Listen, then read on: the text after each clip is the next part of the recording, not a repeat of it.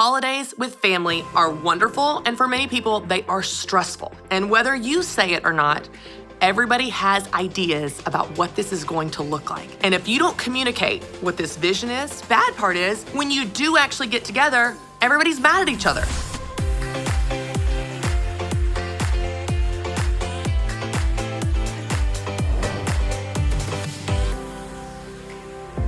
Hey everyone, and welcome to the Christy Wright Show, where faith meets personal development so you can have a bigger faith and a better life. I'm so excited because today we are talking about the holidays. That's right, happy Thanksgiving week. We are going to talk about how to remember to be thankful. We all want to be thankful, but sometimes, let's be honest, it's hard to remember to. We're going to talk about how you can do that, and then we are going to talk about how you can actually enjoy the holidays with your family. Family can be hard. Family can be awesome, but around holidays, it can lead to some tension and conflict, and I'm going to give you tactical things that you can do to make the most of your family time this holiday season. But first, let's talk about how to remember to be thankful. Now, if you're like me, you understand the benefits of gratitude. We know it, right? Like, you know in your head, yes, I want to be a thankful person. I understand that when you're grateful, you're happier. When you're grateful, you are showing worship to God. When you are grateful, it improves your relationships. There's so many benefits to gratitude.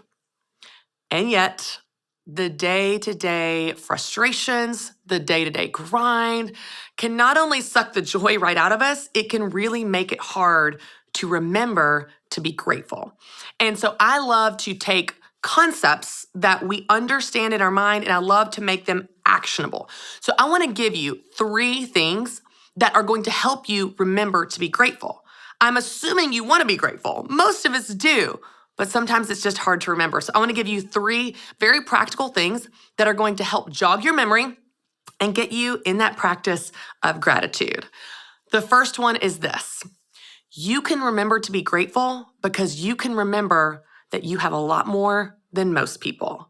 Now, I know that we have a lot of thoughts around comparison, and we think, well, if I'm comparing, then it leads to unhappiness. And most of the time, that is true. Comparison is the thief of joy. We understand that. Often we'll compare ourselves to people that have more than us, and it leads to discontentment. We're scrolling through Instagram, and everyone's on a vacation, and we're at home making peanut butter and jelly sandwiches. Oh, my life, right? When you compare yourself to people that have more than you, or you perceive to have more than you, or have something you don't have, yes, it steals your joy. Yes, it leads to discontentment. But here's what I've found. When you remember that you have more than a lot of people, it doesn't produce a posture of pride and arrogance. It actually produces a posture of gratitude. When you remember that you have things that other people would love to have, when you have things that other people have been praying for or would want to have, it gives you this posture of gratitude, not guilt, gratitude, where you can remember, oh, I'm so grateful I have this thing. I'm so grateful I have this family or this situation or this career or my health or whatever. It can be material things. It can be situational things. It doesn't matter. When you remember that you have things that other people would love to have, it can create this posture of gratitude and just help you remember to be grateful. Let me give you an interesting statistic that you may or may not know. Do you know that if you make $30,000 a year, you're in the richest 1% of people in the world? That'll change your ideas about your income, won't it? See, we often always look at what we don't have, and we feel like, oh, I need more. I need to keep up. I don't have enough. We're always focused on our lack. But when you remember you have more than most, it helps you remember to be grateful for those things that you have, whether it is an income or a house or health or family. It helps you remember to be grateful. So the first way you remember to be grateful is remembering that you have more than most people. The second way for you to remember to be grateful is to remember that you have many things that you prayed for in the past. I don't know about you, but sometimes I can get so bogged down with the difficulties of my day that I forget that the very things that are happening all around me, I prayed for. I remember being little, and my mom was a single mom, and I was an only child, and our house was really quiet growing up. Now, if you followed me for any amount of time, you know I'm not an introvert. I'm a people person. I love loud activities, celebrations, parties, people. I love all of it. And I remember thinking as young as middle school, when I grow up, I want a big family. I want siblings that are fighting and sharing clothes and laughing and loud and chaos. I want all of it because the house was just so quiet growing up. Now, often our childhood will determine what we want. We want what we had, or we want something slightly different than what we had. And I had a wonderful childhood with me and my mom. But I remember thinking, I want a big family and I want it to be loud. Oh, got it. I got it. Prayers answered. My house is chaos all the time. And if I'm not careful, I can get bogged down by that chaos, by the sheer volume of everyone shouting, vying for attention. He looked at me wrong. She pushed my train over. I don't like what he's wearing. Just the nonsense that goes on in our house with 3 kids under age 6. If I'm not careful, I will get so stressed out by the chaos, by the loudness, by the fighting, by the crazy. But when I stop and remember, oh, Christy, you prayed for this. You actually desired this from as far back as middle school, wanting a big family and loud and crazy and chaos, and you got it. And I know that sounds so simple, but I experience the craziness of this season differently when I remember this is actually an answer to prayer. I am so grateful to have a big family. And those of you that have 19 kids, you don't think my big family of 3 is big. To me, it is. And I absolutely love it. It helps me reduce the stress of the hard parts about this season and create gratitude when I remember these are things I prayed for. I don't know what it is for you. I don't know if you are now working in a job that you always prayed for, and sure, it's a little stressful, but oh my gosh, remember you wanted this job. Or a business that you worked so hard to build, and yeah, it's got some hard times, but remember, you prayed forever for this business to succeed, or maybe a relationship that has been reconciled, and yeah, it's got some conflict and it's hard, but gosh, you prayed so hard for this relationship to be reconciled, and it is. Of course, in anything in life, there are hard parts about it. But when you remember that you prayed for that very thing, it helps you create a posture of gratitude for it.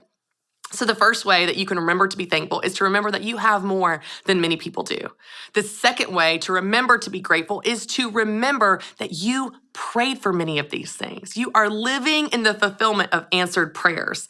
And that's a great reason to be grateful.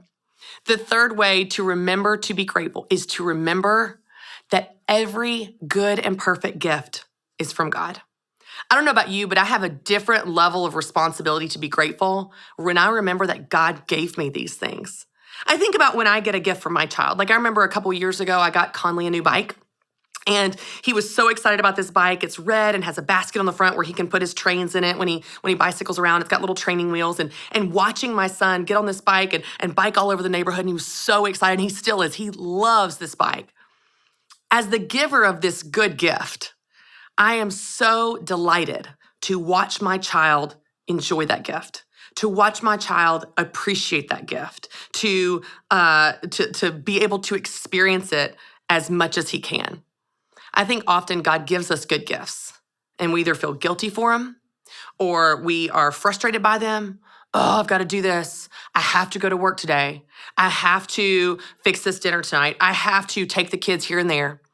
When we remember that job, that dinner, those children, everything that you have is a good gift from your Heavenly Father that loves you, it gives you a different conviction and responsibility to be grateful because He is a good God and those are good gifts. It doesn't mean they're not hard sometimes. You and I know they're hard and those feelings are real. Exhaustion is real.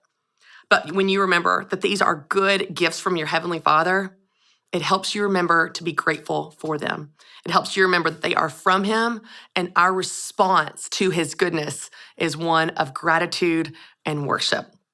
These are 3 simple, practical things that you can do to remember to be grateful. And here's what's so interesting. When you get in the habit of practicing gratitude, where you look for reasons to be grateful, where you remember, wow, I have more than most. Wow, I prayed for that. Yes, it's loud and crazy, but I wanted that. Therefore, I'm grateful for it. And oh my gosh, this is a gift from my Heavenly Father.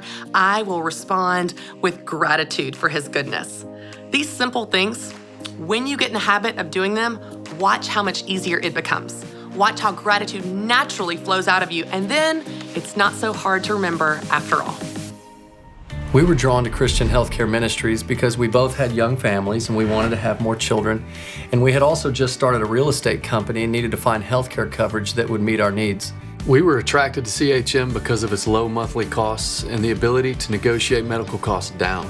Established in 1981 and accredited by the Better Business Bureau, CHM is here to meet the needs of your growing family or small business. Check us out at chministries.org. We absolutely believe in it. All right, y'all, I am so excited to tell you that our brand new 2022 goal planner is here. You have asked for it. You have told me how much you love it in past years, and y'all, it's finally here. This is your year. I know that it can be hard to set goals, and it's even harder to stick with those goals, and that's why this is the tool that's going to help you do it. You've got monthly encouragement, you've got monthly calendar, weekly calendar, to-do list, and it gives you everything you need to spend your time on what matters most to you, which is what I want to help you do in your one life. It's also gonna help you grow as a person and actually stick with your goals this year. Go to ChristyWright.com and get your goal planner today and really get it early, because I'm telling you, they sell out fast.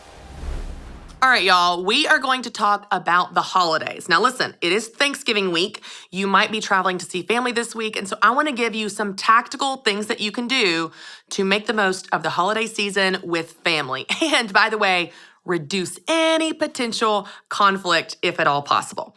Now, I will tell you, holidays with family are wonderful, and for many people, they are stressful.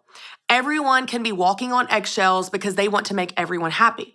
If you are married, then you might have multiple different extended family members that have expectations about where you're going to go, what you're going to do, which traditions you're going to keep up, and what the holidays are going to look like. Now, we can't solve all of that in this one episode of The Christy Wright Show, but I can give you a couple of ideas, a couple pieces of advice that will help you reduce the conflict, reduce your stress, and hopefully reduce the walking on eggshells so you can actually kick back, relax, and enjoy your holiday season with the people that you love the most. So I want to give you 3 things. Ready? Number 1, communicate early. Communicate early about what you're going to do, and communicate early asking others what they plan to do. Communicate expectations, communicate boundaries. Open up the conversation as early as possible, because when you wait till late in December to talk about what you're going to do, by that point, people have ideas and expectations, and feelings can get hurt. George Bernard Shaw said, the biggest problem with communication is the illusion that it has occurred. You thought they knew. They thought you knew. They thought that you were all going to get together for Christmas at your house, and you were gonna cook every single dish, including those wonderful mashed potatoes that you are known for. You thought you were going to their house and they were cooking the food, and you were going to be able to get a break from the crazy kids for a minute. See, when you don't have clear expectations, when you don't communicate what those desires or expectations are, you miss each other. And when you miss each other, that's where conflict comes in. Maybe you thought that you were going to go to their house and you were going to have 3 days, and it was going to be this big Christmas tradition. You were going to go do all of the light show. You were going to have hot chocolate. You were going to read stories, this wonderful storybook Christmas at the grandparents' house. And the grandparents like, oh no, we're going to go travel the country in the RV. And you're like, wait a minute. When you don't have clear communication, people can get their feelings hurt. You might get your feelings hurt. The in-laws might get the feelings hurt. Your parents might get their feelings hurt. You have a lot of people that are involved when it comes to the holidays. And whether they say it or not, and whether you say it or not, everybody has ideas about what this is going to look like. Everybody has an image in their mind of what the perfect Christmas is, what the ideal Christmas is. And if you don't communicate what this vision is, if you don't communicate what your expectations are, what you're willing to do and not do, then you guys are going to have conflict and it's going to lead to resentment. And then the bad part is when you do actually get together, everybody's mad at each other. Everybody's angry and resentful and passive aggressive or whatever. And it just can ruin a really magical time in the year. So what might it look like this week as you go to see your family or FaceTime with your family or have conversations with your family? What would it look like to bring up Christmas? It might look like a simple underhanded pitch conversation of asking a question, saying, hey, what are you guys thinking for Christmas? Do you want to do it how we've always done it? Or are you thinking something different? Or what are you guys thinking for Christmas because we're thinking about doing something different? Hey, what are you guys thinking for Christmas? This year, we really want to be home on Christmas. So we'd love to come see you guys if you'd like us to, but December 24th and 25th, we're going to be at our house. We can travel before that or after that. Or maybe you want to be at their house on Christmas. Hey, would you guys be okay if we were there on Christmas Day? We'd love to wake up on Christmas morning at the grandparents' house. You get to decide what's right for you. But I just encourage you, have the conversation. Communicate about the holidays, open up the dialogue, ask lots of questions, and then here's a really tactical thing you can do. Take some time to think about it. So maybe you bring up the conversation around the Thanksgiving table this week and you say, hey, what are you guys thinking for Christmas? We've been talking about it. We're not sure what we want to do yet, but I'd love to hear from you guys as we talk about it so we can find something that makes everybody happy as much as possible. And then you can go back with your family, you can go back with your spouse and have a conversation. Hey, they want to do this, my parents want to do this, your parents want to do this, the stepmom wants to do this. What are you guys thinking? What's right for us in light of all that? Take some time to think, have a conversation privately where you're not on the spot feeling like you have to give the answer that that person wants to hear. And then you can circle back and say, hey, we talked about it. I know you guys want to do this. We're able to meet you here and there and so on. But having the conversation, communicating will be a huge step in reducing conflict. So the very first tactical thing you can do to have a great Christmas with all the family members is to communicate about what that is going to look like. The second is this, and this is huge and it is hard. So there's my disclaimer. This is hard. Remove expectations of how people are going to act. Now, I know you might think like, oh, how could you say that? Like, of course I expect people to behave around the Christmas dinner table, or I expect people to behave. Here's the deal. We set ourselves up for disappointment when you expect that someone is going to behave differently than they have behaved their entire life. When you expect that a family member is going to act differently than they have acted their entire life, you have a lifetime of proof of how this person acts. Good, bad, weird, whatever. Listen, if you have an Uncle Larry and your Uncle Larry is a yeller, and every holiday, Uncle Larry yells. He's boisterous. He's excited. He might be yelling and he's happy. He might be yelling and he's mad. All we know is Larry is a yeller. Don't go into Christmas expecting Larry to be quiet. Larry's never been quiet in his life. Go into Christmas ready with your earplugs because Larry's going to yell. And so just set yourself up, or as I say to my kids all the time, I say, prepare your heart because whatever the consequence is that they're not looking forward to. Or as Carter quotes me, repair your heart. Repair your heart for Larry, okay? Just repair your heart for things to go how they've always gone. Now, it doesn't totally eliminate the annoyance of Uncle Larry's yelling or your aunt that's passive aggressive or your sister that's so judgmental on your parenting or judgmental because you eat gluten or whatever. It doesn't totally remove the annoyance. It is still annoying, for sure. It just helps reduce the stress of it. Because when you go in with expectations that Larry's going to be quiet, your aunt is not going to judge you, your sister's not going to judge you, and then they do, you're that much more disappointed. Just go in expecting that your family is going to be your family. They're going to do what they do, and they're going to act how they've always acted, and that's okay. You can go in with the right posture and expectations to reduce the stress that you're going to expect that they're going to do anything other than what they've always done. Good, bad, weird, or yelling, it doesn't matter. Reduce your expectations for how people are going to change suddenly this Christmas season. Let's talk about the third way that you can make the most of the holidays with your family this Christmas. So first, we talked about communicating early and often about what the holidays are going to look like. Number two, reduce your expectations of how people might change this Christmas season. Expect them to be who they are. Third, this is really simple, but here's the deal. If you do this, this could change everything. Laugh. Laugh. Have fun with your family and inject laughter. When your sister judges you for your parenting, make a joke about it. When Larry yells, joke with Larry about being a yeller. Whatever you do, inject laughter and fun into the holidays. I'll tell you, one of my favorite things to do with my family, and this has been true of my mom's family. She has 7 siblings. And all growing up, when all the siblings would get together, we would sit around and tell stories. And you talk about loud. Like, I fit right into mom's family because we are all loud. And we would tell these stories to where we are crying laughing because you have a lifetime of memories together. This is a great time to look back on the past and tell funny stories. And you guys can go back and forth of, it didn't happen that way. No, I did this. No, she did this. And you're just rolling laughing. Whether you're telling stories from the past that makes everybody feel this sense of bonding and intimacy and laughter and fun, or you're just playing silly games. Bring out some board games, bring out some funny games, play charades, make jokes, play and laugh and poke fun at each other. This is one of the most fun, simple, beautiful parts about family and the holidays. You get together, you put your phones away, you eat good food together, and you just enjoy each other's company.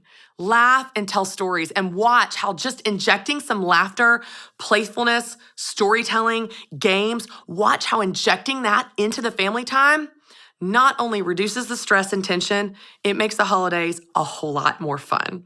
These are 3 simple things that you can do to enjoy your family this holiday season and make the most of it. Communicate early about what expectations are and what it's going to look like. Number 2, reduce the expectations that people are going to be different. And number 3, laugh and play. If you do this, I think you're setting yourself up for an awesome holiday season. Hey y'all, listen, I know it is so easy to feel overcommitted and overwhelmed. I have been there many times. In fact, that is exactly why I wrote my new book, Take Back Your Time, the Guilt-Free Guide to Life Balance. Because you know what? I don't believe life balance is just something you do. I believe it's something you create where you can have balance even in your busy life. In this book, I give you 5 practical, tactical steps that you can take to create your version of balance so you can shake the guilt and actually enjoy your life right now. Go to ChristyWright.com and go ahead and get your copy of Take Back Your Time, the Guilt-Free Guide to Life Balance today. All right, y'all, we are taking your calls. I love hearing your stories and I love answering your questions. So we're going to go to Madison, Wisconsin with Stephanie on the line. Hey, Stephanie, how's it going? Hey, I'm good. How are you? Good. How can I help? So I am wondering how I can stop stressing as seasons or even just day-to-day plans change. Okay. Well, let's just unpack this a little bit. What stresses you out? Give me some examples. I feel like you've got some specifics here. So let's have it. Yes. Yeah. So, for example, like earlier this summer, I joined a gym to kind of help with my health goals. And then at the end of summer, I changed jobs and it threw my schedule completely out of whack. And I've just had a hard time kind of getting back into that rhythm. But even on the day-to-day side, I'll have it planned out. Like I have to get this one thing done this week. I'm going to do it Friday. And then all of a sudden I get a call at 3 p.m. Friday that my family's having dinner or something like that. Yep. And it changes. Yeah. Okay. Stephanie, I love this question because you are goal-oriented. You are a planner. You're a doer. You hold yourself accountable. You love to follow through, which are awesome traits. Those are awesome traits. It's nothing bad at all. Here's one of the things that I want to encourage you, though, and I've been kind of on this kick lately since releasing my new book, Take Back Your Time. One of the things that I think we don't talk about enough is not just seasons, but just anytime things change, how that gives us permission to change our minds, change our plans, change our priorities. Now, let me give you an example. Let's say that you plan your week, and I am just like you. Sunday night, I plan my week ahead, and I say, okay, here's what I want to get done this week. And on Monday, I'm going to do this, and Tuesday, and Wednesday, and Thursday, and Friday, and so on. And then Thursday comes along, and I am exhausted. I didn't have any sleep. Ironically, this happened to me last night. I got no sleep at all last night, Stephanie. I had an early media hit this morning, and things just changed. Things got in the way of my well-intentioned plans. Now, what we often do is we hold our feet to the fire beat ourselves up when we can't do it, feel guilty, feel like a failure, feel lazy, and just beat ourselves up when we don't do the thing that we set out to do back on Sunday night when we planned our week and we were bright-eyed and bushy-tailed and full of energy, right? So there's just a very simple thing I want you to practice. I want you to get in the habit of asking yourself, what's right now? Not what was right 6 months ago at the beginning of the summer when I had these goals before I changed job. What was right on Sunday before I found out about Friday's meeting or Friday dinner or whatever. What's right now? What that's going to allow you to do is it's going to get you in the rhythm of assessing and reassessing what's right even when things are changing around you. So let's just use the example of Friday. What did you say happened on Friday? You had plans to do something and then dinner came up? Yep, exactly. Okay. So let's say that happens. You had planned to do, what was your plans on Friday that you were going to do? I had to get some meetings scheduled with, I'm planning a wedding, so with the vendors for that. Sure. Yeah. Okay, great. So let's say that happens. Friday is the day for the vendor meetings. Tasting food, tasting cake. This sounds very fun, very exciting. Congratulations, by the way. So that's Friday afternoon, okay? So Friday afternoon, you have these plans, and then your parents call, and they say, hey, we're doing family dinner. So you then hold this new opportunity, this new thing up against the vendor relationships and you go, which is right? Which is more important? Which feels like it's the priority? Family dinner or vendor meetings? Now, I can't tell you that, Stephanie, and it's not always cut and dried where it's a really clear answer. But what it does do is it gets you in the rhythm of giving yourself permission to either change your plans if you want to or stick to them with confidence if you want to. So you might look at that and go, you know what? Those vendor meetings are not really hard to move. I'm going to move those so I can be with my family. Okay, this is what's right now. I have permission to change my mind, change my plans, change my priorities as new things come up if I want to, because you are in control of your time. So you look at that and you go, okay, cool. I'm going to change those vendor relationships. Then what's going to happen is you're going to go to your parents' dinner and you're going to be confident that you did the right thing. You're going to be fully present there. You're going to be happy and free and not resentful that, oh, you missed out on that thing you really wanted to do. Now, you could make a case for the exact opposite scenario. Let's say the family dinner comes up and you hold these side by side and you go, what's right now? We do family dinner all the time. I really am excited about getting my cake cutting, my cake tasting, my food tasting. I've been looking forward to this. It's really hard to reschedule. The vendor meetings are right for me. So that allows me then to say no to my parents with confidence and go, hey guys, I wish I would have known earlier, but I've got Friday booked because I've got these vendor meetings planned. So I'm going to need to go to these, but I hope y'all have fun without me. I'll see you next time. Either way, whichever way you choose, you get to decide what's right for you. And you could play this scenario out in a season. At the beginning of a season, you thought you were going to do this, and at the end, you're doing something different. In the gym example, oh, well, what's right now? Well, I changed jobs. So then what do I need to do differently with this new information? As cliche as it sounds, when things change, things need to change. We need to get in the habit of assessing and reassessing what's right now. It doesn't mean we're always going to change our plans because something new comes up. But what it does is it at least gives us a moment to consider which one is right. Is the thing we originally planned to do the right thing? And we need to stay accountable to that. And we need to say no to these new distractions. Or is the new thing the right thing? Is the new thing where Thursday comes up and you're sick and you're tired and you got no sleep and you're like, you know what? I'm not going to work out today. Because I thought I was going to have a lot of energy, but this week has been hard. I got no sleep and I'm really, really exhausted. I'm going to sleep in today. And I'm not going to beat myself up for not working out because what's right now is to rest. I know this is such a simple concept, but I really think if you get in the habit of this, Stephanie, if you get in the habit of asking yourself, what's right now? Which is a priority right now? Then it's going to help you make better decisions. It's going to help you be confident in those decisions, be more present for those decisions, and shake the guilt for all the things that you said no to in that decision. I hope this helps, and I love that you're a planner and a goal setter. Hopefully this will help you maybe make some of those decisions in the future moving forward. Thanks for calling. Thanks for your question. All right, y'all. I love hanging out with you as always. You can tune in next week for another new episode of The Christy Wright Show. And of course, for more encouragement on becoming the person you want to be, visit ChristyWright.com.